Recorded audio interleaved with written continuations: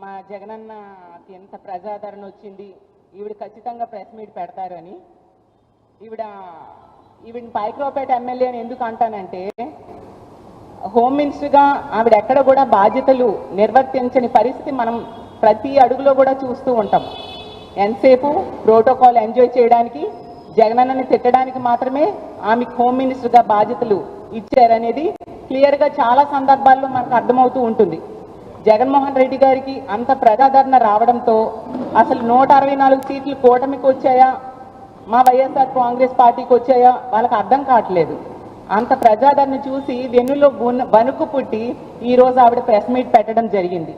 Press meet పెట్టడానికి, జగనన్నను తిట్టడానికి ఈవిడికి సమయం ఉంటుంది. కానీ ఇదే విశాఖపట్నంలో మొన్ననే తల్లి కూతుర్ల మీద ఒక ప్రేమోన్మాది దాడి చేస్తే తల్లి దారుణంగా రక్త మడుగులో చనిపోయింది. ఆ బిడ్డ మననే మేము పరామర్శ చేయడం జరిగింది.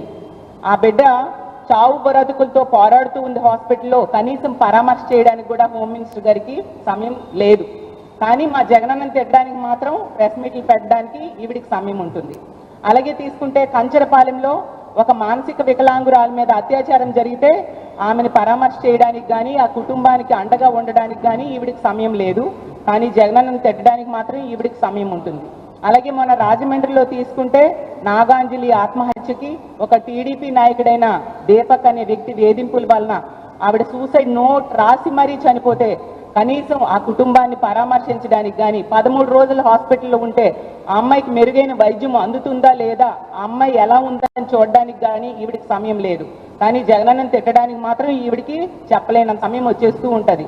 అలాగే ఈ రోజు ఈ రాష్ట్రంలో కూటమి ప్రభుత్వం అధికారం వచ్చాక రోజుకి 70 మంది మీద అత్యాచారాలు, అఘాయిత్యాలు మహిళల మీద, చిన్నారుల మీద జరుగుతూ ఉంటే వాటిని అరికట్టడం చేత కాదు. కానీ జగనన్నను తిట్టడానికి మాత్రం ఈవిడికి సమయము దొరుకుతుంది, తిట్టడానికి టైం కేటాయిస్తారు.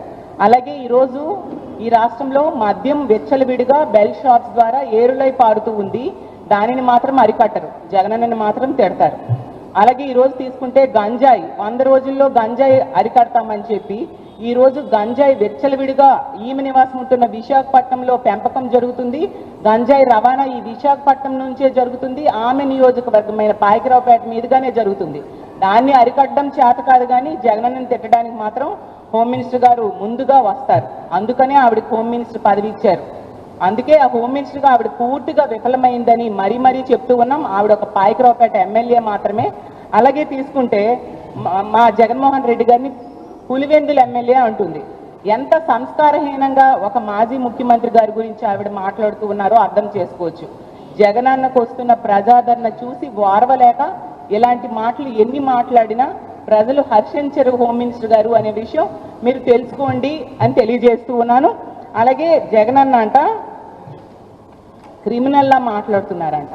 అసలు మీరు ఏం మాట్లాడుతున్నారు? అసలు పోలీసుల విషయంలో తీసుకుంటే జగన్మోహన్ రెడ్డి గారు పోలీసులు తిట్టారు అనేసి అబాండాలు వేస్తూ ఉన్నారు. ఏ పోలీసులు తిట్టారు? ఏ పోలీసులు తిట్టారు? పచ్చ చొక్కాలు వేసుకున్న పోలీసులు గొడ్డలోడదీసి వాళ్ళకి యూనిఫామ్ తొడుగుతాను అనే ఉద్దేశంతో జగన్మోహన్ రెడ్డి గారు మాట్లాడారు. నిజంగా పోలీసుల్ని కక్షపూరిత రాజకీయాలకి వాడుతున్నారు అనేది నిజమా కాదా? ఎన్ని సందర్భాల్లో మీరు పోలీసుల్ని కక్షపూరిత రాజకీయాలకి వాడారు? తునిలో, తిరుపతిలో, అలాగే తీసుకుంటే తణుకులో, త్రిపురాంతకంలో ప్రతి సందర్భంలో కూడా పోలీసుల్ని కక్షపూరిత రాజకీయాలకు మాత్రమే వాడుతూ ఉన్నారు.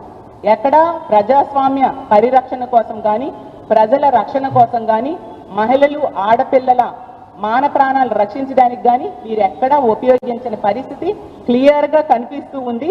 అసలు క్రిమినల్ ఎవరు?